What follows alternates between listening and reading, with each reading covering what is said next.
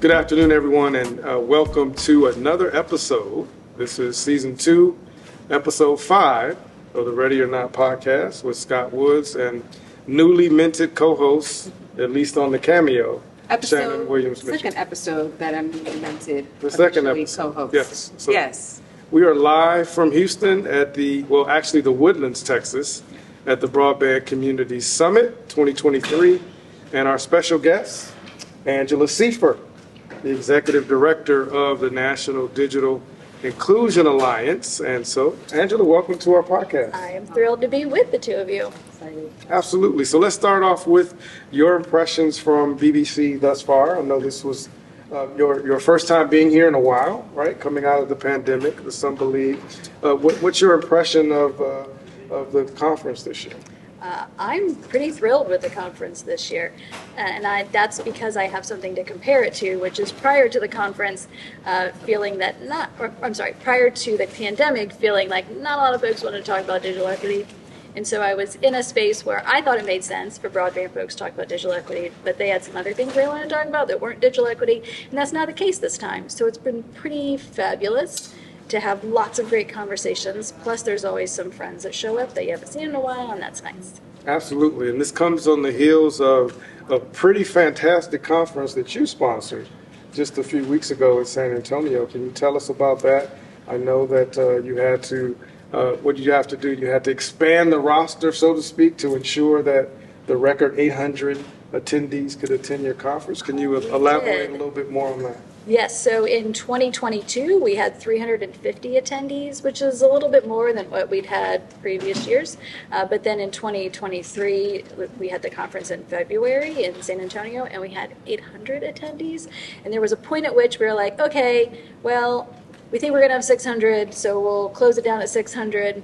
And then we started a waiting list, and the waiting list got to over 100, and we were like, oh, well, I guess lots of more folks want to come to this conference. And this is kind of the reason we exist, is to help folks talk to each other around digital equity. So we figured out how to open it up to have more folks at the conference.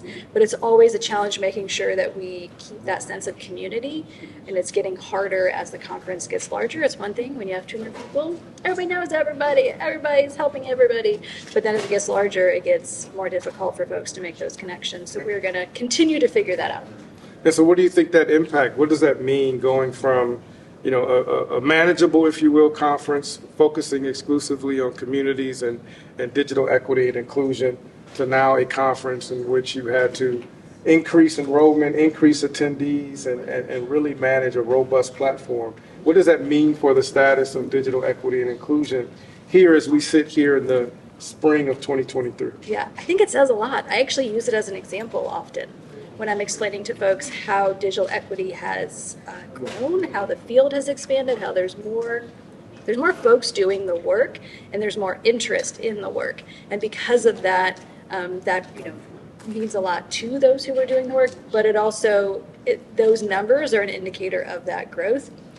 For NDIA, it also means we have to raise more money.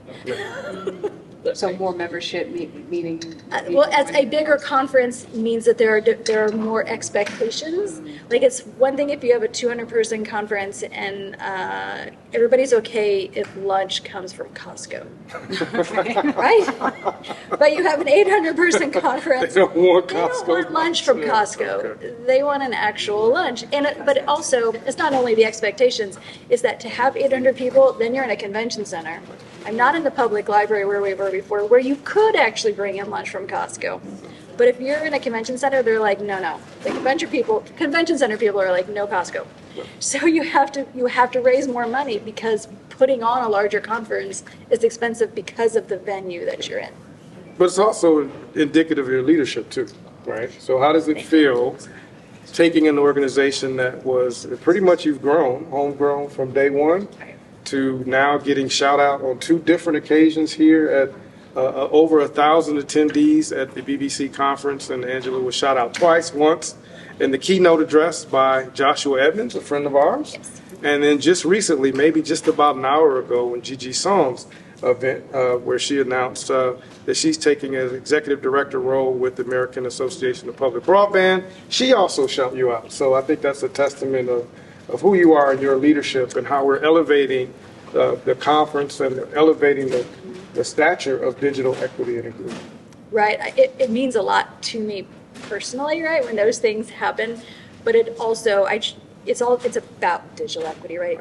I sometimes in the face of it, but there's so many, we often talk about the heroes. I talk about the heroes being the folks on the ground, the ones that are doing the real work of helping somebody get connected to the internet, helping them understand how to sign up for ACP, helping them with those digital skills. Like, those are the folks that really need to be lifted up, and I feel like that's my job. And I am just that really fortunate person who often gets the shout out, but it's not really me. Does that make sense? It's the whole community that's doing the work. Absolutely, absolutely. Yeah. So Gigi Son talked a lot today about being an advocate and how challenging that is at times. Yeah. She can speak very well to having had to go through the fire and being questioned and ridiculed, and she had specific examples of that during her time having to serve, attempting to be an FCC member. How do you feel about that? So, like, as an advocate, that comes with the territory, right? Yeah. Sometimes being challenged in ways you can't imagine, but in this space where equity is not spoken about in the same way. Right. We don't use the same language. We're Right. talking about Yeah. equity in telecom and broadband. Yes, I hear what you're saying. So I think Gigi went through a really terrible experience, right? And so I'm certain what I've experienced around the pushback I sometimes get in the advocacy space, it's not what she's experienced. I think sometimes it's also the language that we use. Yeah. So there are some states who are not creating digital equity plans, they're creating digital opportunity plans because they don't want to use the word equity. Mm-hmm. So it's a weird place to be in where you want to still support the people doing that work, but they are in fact then may not even be them. It might be leadership has told them they can't use. So you're helping one person, but yet the language they've been told to use is opportunity instead of equity. So you want to be supportive, but at the same time be like, listen, like, you really do need to talk about equity. So let's dive into that, because I think part of your role is we elevate digital equity into what. Let's clear up some misconceptions about what digital equity actually is and inclusion actually is, so that we don't get into those conversations where states. Let's be honest, some of them have politicized it. Yes. Right? That equity means something dirty. When I was growing up, equity and equality aren't bad things, but for some reason, depending on where you are, it's been interpreted as bad things. Correct. So let's clean this up a little bit Sure. For our audience. What is digital equity and what does it mean?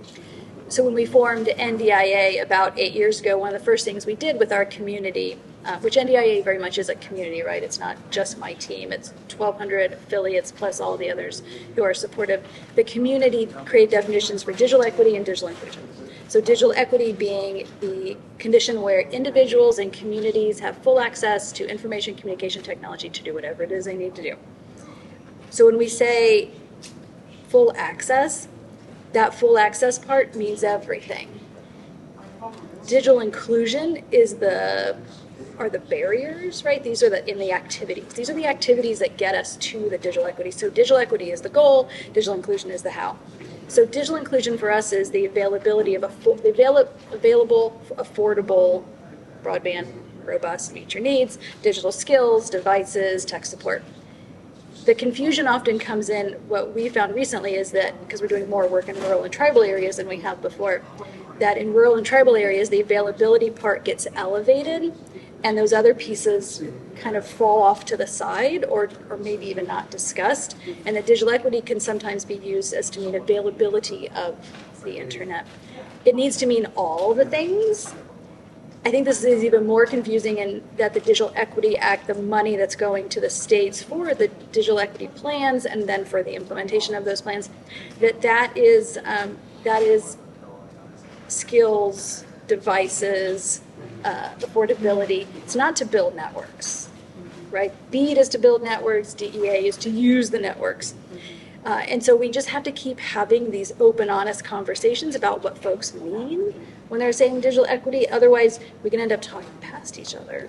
And NTIA has often said, when you hear of Alan Davidson and even Secretary Raimondo said, BEAD without equity is bad, right? So they're trying to be intentional about making sure that equity conversations, the human capital component, are a part of the infrastructure expansion as well. So how does that make you feel now that we're actually elevating, the equity concerns with the infrastructure expansion, and then following up with the actual digital equity programs that actually will impact people's lives? It's kind of incredible. It's really, it's kind of incredible. So when we started NDIA, we didn't have any money. It was just a couple of us that were figuring things out. We all had consulting gigs that were really paying the bills. Nobody was paying us to create NDIA. And so we were doing kind of on the side, and you struggle. Again, as I said, coming to this conference, nobody really wanted to talk to me.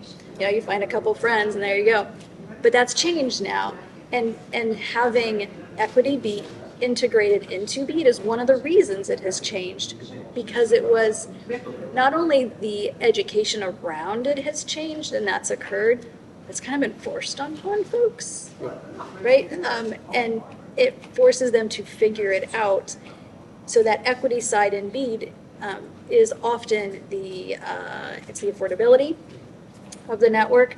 But also, I think it's important to note that for states that have any money left over from BEAD after they've deployed, they can spend it on skills, devices, tech support. They can do the other things that are necessary to change who has access to technology in this country. So it's got to be a great feel.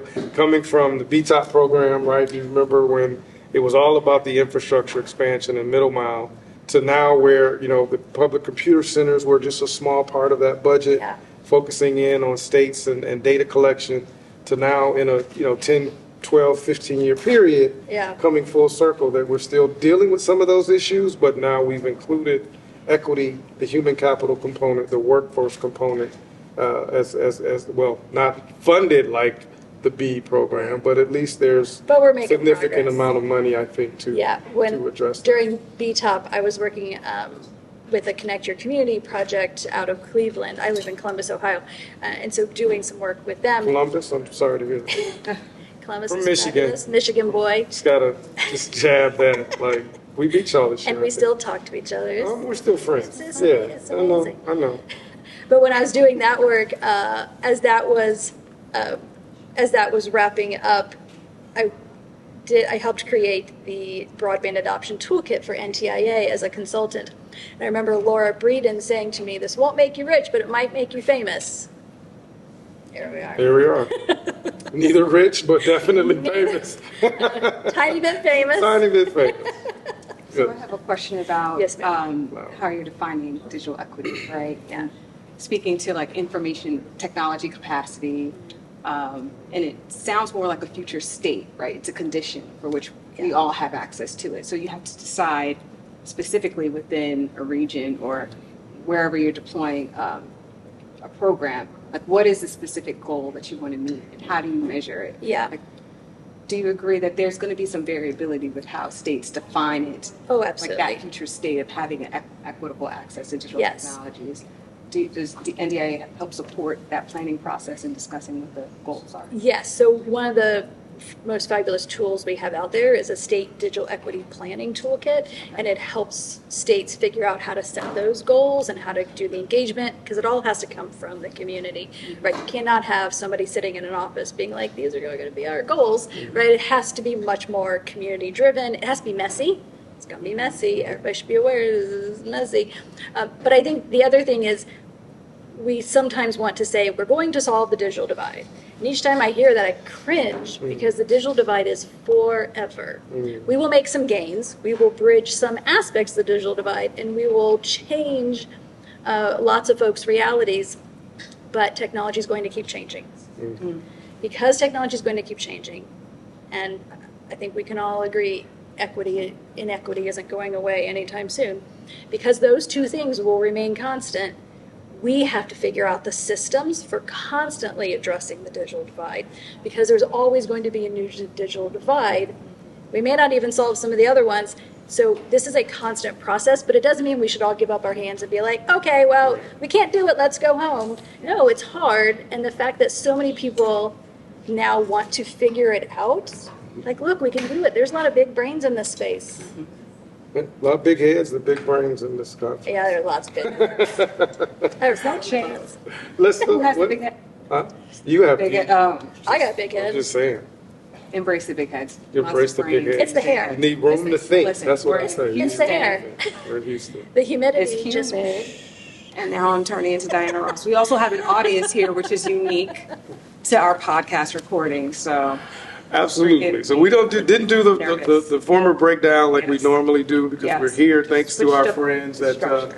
Harrison Networks for allowing us to sit in on their on-site studio to film this podcast today. So a little different format, but we're here live we say Houston, but we're actually at the Woodlands, Texas, about 30 miles north of Houston, on the third day of the Broadband Communities Summit with Angela Siefer, Executive Director for NDIA. So we reset that. But I want to go back to something that you mentioned before about having NDIA serve as a model and walking it out.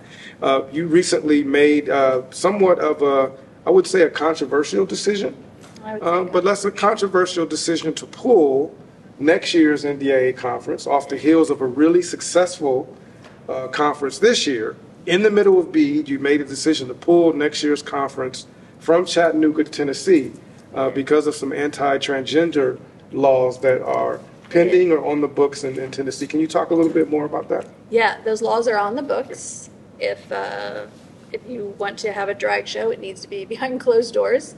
If it is in public, you could get arrested. Right. And so there's that slippery slope there of someone who's wearing clothing that is not of their birth gender, of them worrying what could happen to them. And because of trans members of the NDIA community and in general, the LGBTQ plus members of NDIA community coming to us and saying, we don't think it's safe, we're not going to Tennessee.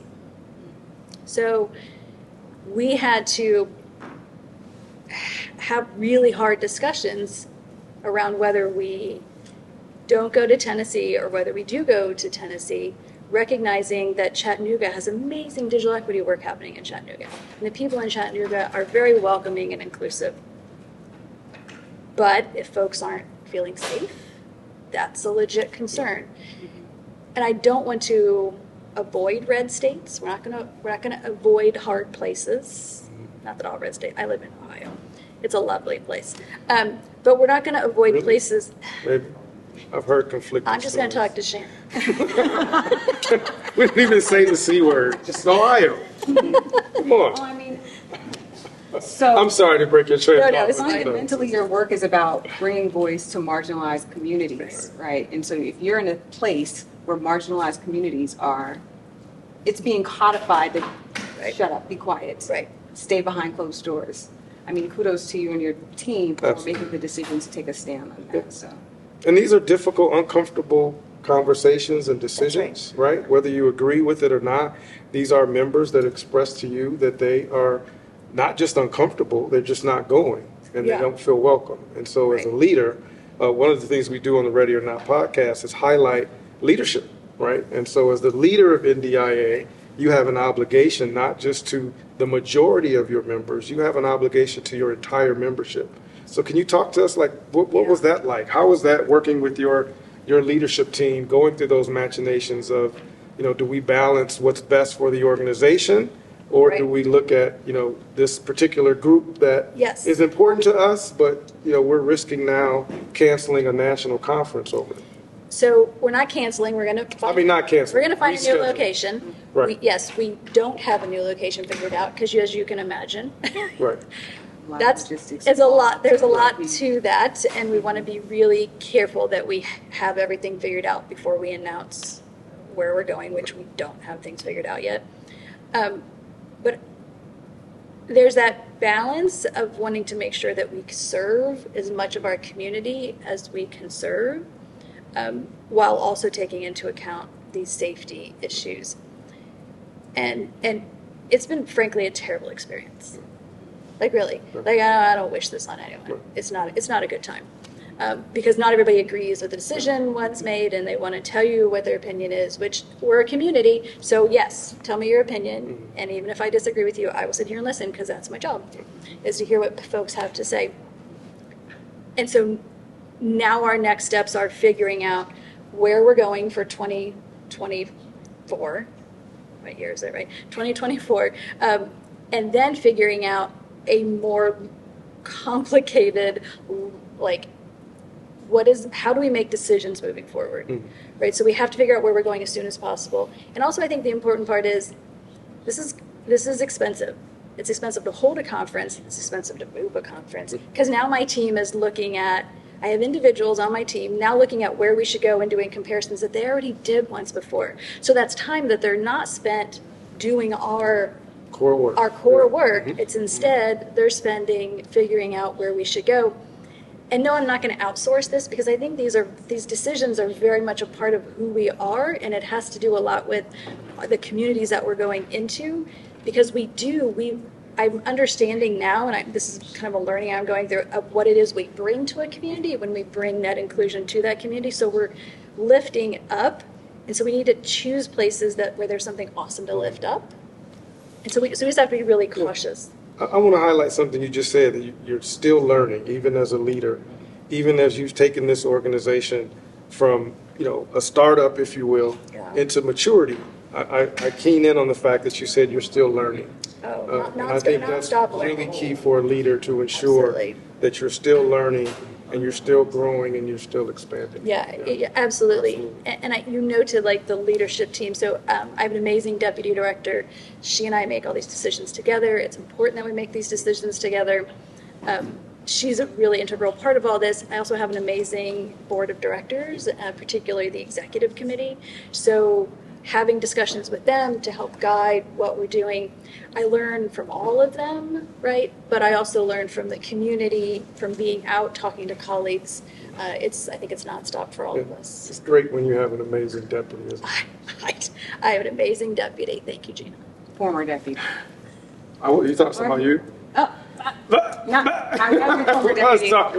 I'll give myself the compliment. Okay, thank you. It was a compliment. When you were a deputy, you have amazing deputy, put together amazing team. So let's fast forward. So as you know, states are preparing their 5-year plans, but also NTIA put out requests for comments on the digital equity program. So can you tell us a little bit more?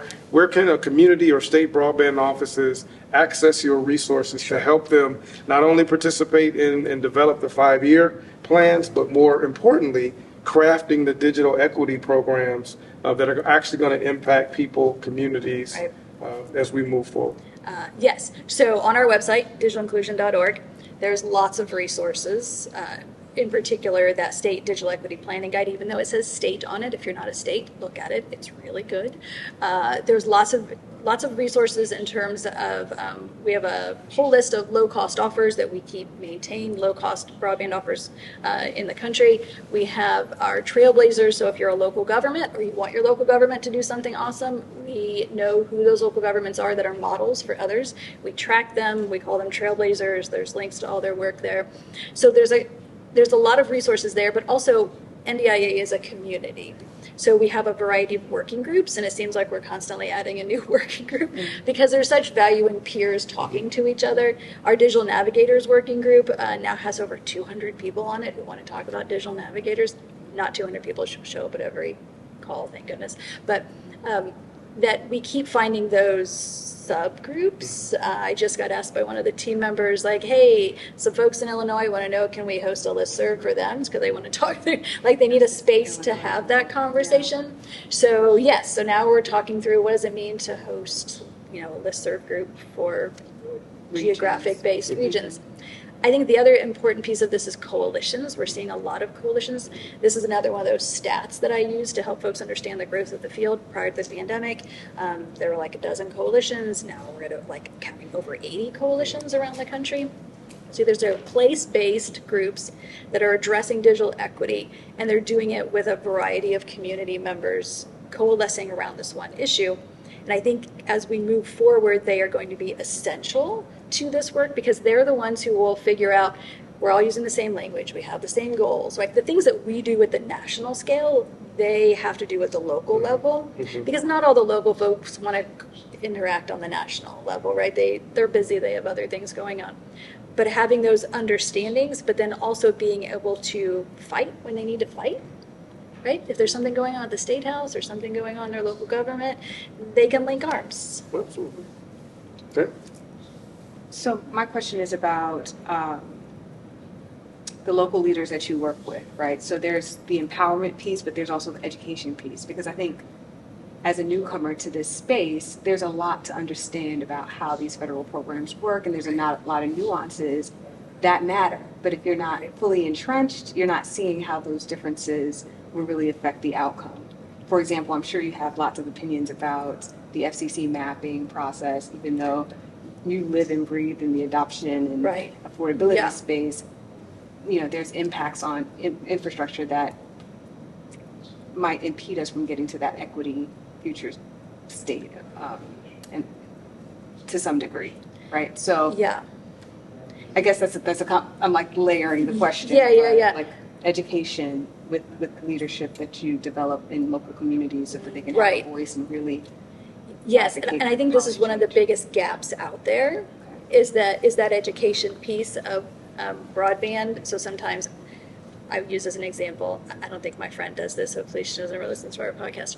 I have a friend who has a master's degree and I had a conversation with her where I realized she didn't know the difference between the data coming in through her mobile phone and coming in through her home internet, right? She's very smart, but that's just not part of her world. She doesn't need to understand the difference, so she doesn't understand the difference. But yet we have people in positions of authority in our communities who have to make decisions around understanding that. I mean, not just the basics of it, but really understanding it, and understanding the necessity for it to be robust and the redundancy and all of that, plus the affordability, and then getting into the details of, well, we have it and it's affordable. We have this affordable connectivity program. Why aren't people subscribing? Because it gets complicated.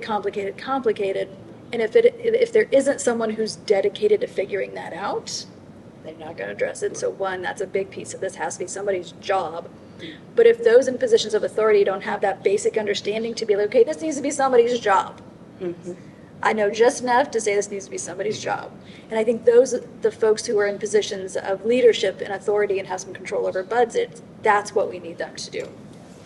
So let me ask you a follow-up. You brought this up. We're talking about the ACP program. As you know, there's a considerable discussion about expanding the ACP beyond its current expiration of 2024. There's varying views on the success of the ACP right now, and that some communities still haven't reached the rates needed. I think it's not really reaching a lot of the communities at the levels we think it should be. Part of that is by design, because FCC is doing FCC things. But in your perspective, you were shout out by Josh Edmonds. What are some of the things that our community should know and take advantage of ACP, and why should this funding program be renewed or even be made permanent beyond 2024? Yeah, so ACP is the $30 subsidy, $75 in tribal lands and high-cost areas. It's essential. We know the biggest barrier to broadband adoption is affordability. For those struggling to build out networks, that may be a kind of a weird thing to say, right? Because if there's no availability of it, it's a huge problem. But there's actually more people in the United States who don't have internet because of affordability than people who don't have internet because it doesn't exist. That doesn't mean we shouldn't address both issues. We should address all the issues. But ACP is really essential in addressing that cost function. Even if we have more competition for internet, I believe it was Consumer Reports did that amazing research on the cost of internet. And one of the things that they found was that when you add the third provider in a geographic area, then broadband service goes down by $5. In other words, when you introduce competition, price goes down. But by $5? If you're going from $70 to $65, is that helping a low-income family? No. So, yes, we need competition, like, absolutely. But it's not, the competition isn't necessarily at 3 or even 4 providers isn't going to address the affordability for a low-income family. So we will never get away from needing this subsidy for low-income families. We may get to where it's more affordable for a middle-income family. Hallelujah. Let's keep figuring that out. Yes. Figuring out unless there's some magical solution, which I frankly haven't seen yet, we have to have this subsidy. And not only is this subsidy important for those families, it's important for how all of us use the internet, right? The more of us using it, the more that changes all of our systems. It changes how government works. It changes how we shop. It changes how we all do business. It changes everything. So we have to keep addressing all of the barriers, and we can't get into like, this one's more important than that one. I think it's also important to note that as a subsidy program, this is a subsidy that goes to the provider. It does not go to the home or the end user. Right. It goes directly to the provider to offset, if you will, the cost of monthly internet access service. I think it's for that reason that it won't go away, because it's not directly impacting people, and therefore it can't be politicized.